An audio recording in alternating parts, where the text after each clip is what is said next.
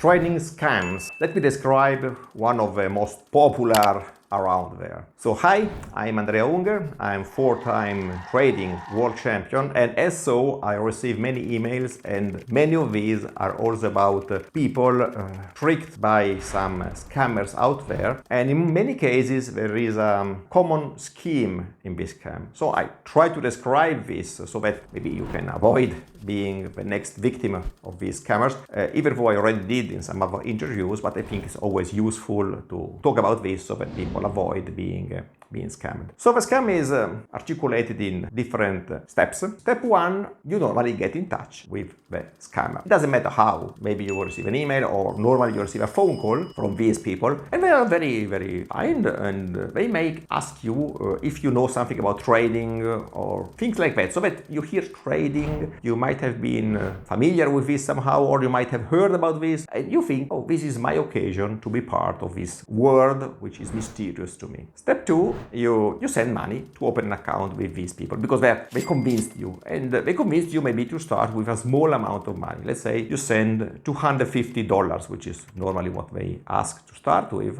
You say, oh, wait, 250 is not small amount. It's not in general. I mean, $250 are valuable, but it's small considering trading. So if you want to approach trading seriously, if you want to do it in a proper professional way, you need something around at least $20,000. So $250 are obviously too small an amount to do this in a proper way. But okay, you send this because they told you to do so, and you are happy to start. Step three, you start trading, and you do so with the support of a tutor or somebody, a coach or somebody from this company. And this guy is normally extremely kind, extremely nice.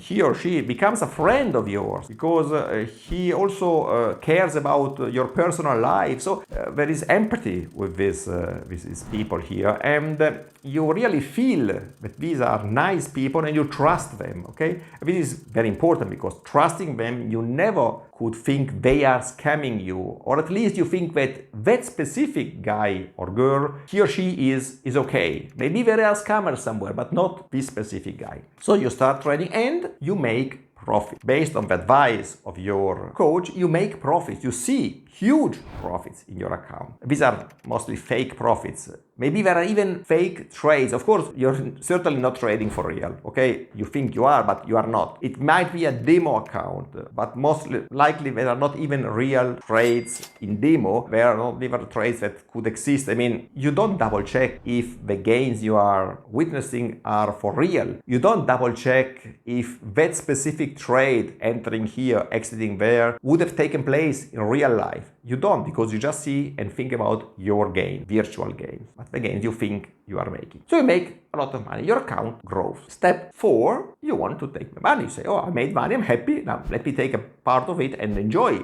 this money. And here is where this step four normally ends with, once it was the disappearance of the company, of the coach, of everybody. But in this scheme, this would not have been very profitable for them because it would make them only the $250 you sent at the beginning. So normally in this phase, they say, fine, of course you can withdraw your money, but look, you made so and so much, and to send this money, to close the account or to let you withdraw this money, you first have to pay taxes for the capital gain that you made. And we can take care of this, so please send us so and so much for the taxes, and we will take care of it, and then we will be able to transfer the money to you. So the first objection obviously is, okay, fine, but why should I send you money for the taxes? You just can take it from my account. There is so much money there, so take a part of it, pay the taxes, and send me the remaining. Now, if you say this, they start explaining you a number of legal, financial, bureaucratic reasons why they can't do so. Normally they say, we can't touch that money because it's yours, it has to come from a separate account, and blah, blah, blah. Many reasons, again, reasons that you don't double check because you just want the money in your pockets, and normally you end up wiring them the sums they requested to pay the taxes for, and then at this stage they disappear. So they made all the money that they asked you to pay for the taxes. Now, just a quick note.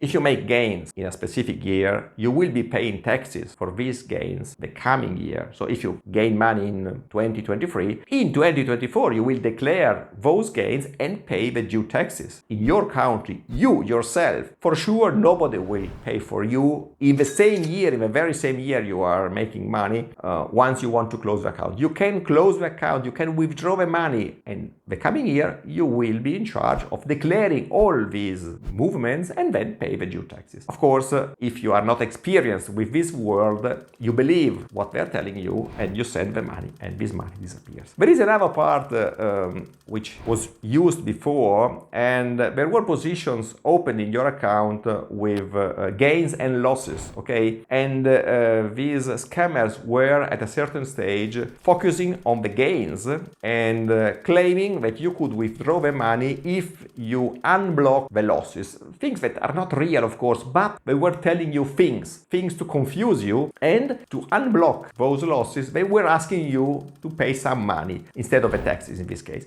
So in that case, you would have sent money in addition to the $250 to unblock the losses and get the wins in your pockets, and that additional money you sent would have been their gain from the scam. So in that case, probably the taxes story would not have taken place and they would have run before. Later on, this part is no longer in use, to my knowledge at least, based on the emails I receive, and they directly go to the taxes phase where you send money to pay the taxes. This is phase 4, how it ends. Then normally, as of today, you might experience even a phase 5. In this step 5, this happens time later. I mean, you might have now thought that you will never recover your money and you have stopped thinking about that. You receive a phone call from a lawyer of a company, normally in London. London, it sounds good. And this lawyer claims that they have been entitled in getting the money back from these scammers, and they found your name in the list of the scammed people, so they ask you to participate to this class action, things like that, in order to let you get your money back. And you again believe that a dream that became a nightmare now turns back in becoming again a dream and getting you the money. Obviously, this lawyer or this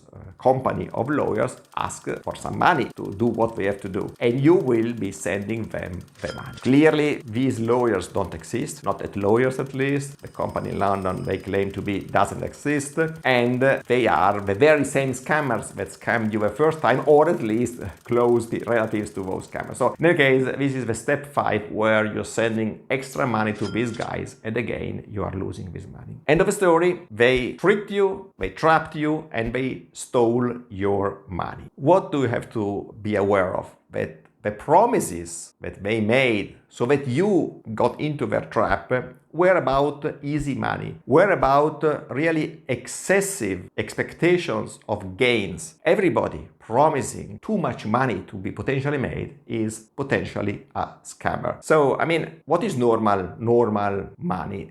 If I talk to you about 20% per year, it's already good, believe me. 30% is exceptional. The very best can think about 30% a year. So everybody promising more than that is either in good faith, but doesn't have all the knowledge that he or she is supposed to have to make what they are promising, or is a scammer. Obviously, there might be years where you make more money than this 20, 30%, 80, 100, 672, as I did in 2008, but that was a competition. So obviously different kind of approaching with risk and so on. But it's a year, cannot be the average annual return. That is crazy. And it's crazy not because I'm telling you, because if you look at the records of the best fund managers in Wall Street, you see what they achieve, and you will see that they achieve numbers in this area, 20, 30% in some cases, but certainly nobody got average annual returns much higher than that. So clearly, when somebody promises that just to let you think about becoming rich, it's somebody who potentially is a scammer or a dreamer. But in any case, the result is the same for you, because you will be going to probably lose your money. So that's it. I mean, not very good news, but at least I hope that what I told you in this recording helps you to avoid being scammed in case you stumble across these guys and they call you on the phone. I can tell you they also call me in some cases. Sometimes I spend some time having fun with them, just tricking them with strange questions, but some other time I don't have time to waste and I just send them to hell. It's not a good word, but I do so. I mean, I cut the phone call from the very start. That's it, guys. I hope this helped again. And remember, you are not getting rich from today to tomorrow with some secret trick. You need engagement, commitment, study, and a method. This is what you need to face the market. No magic tricks out there. A method. A method is what you need. Ciao from Andrea Unger.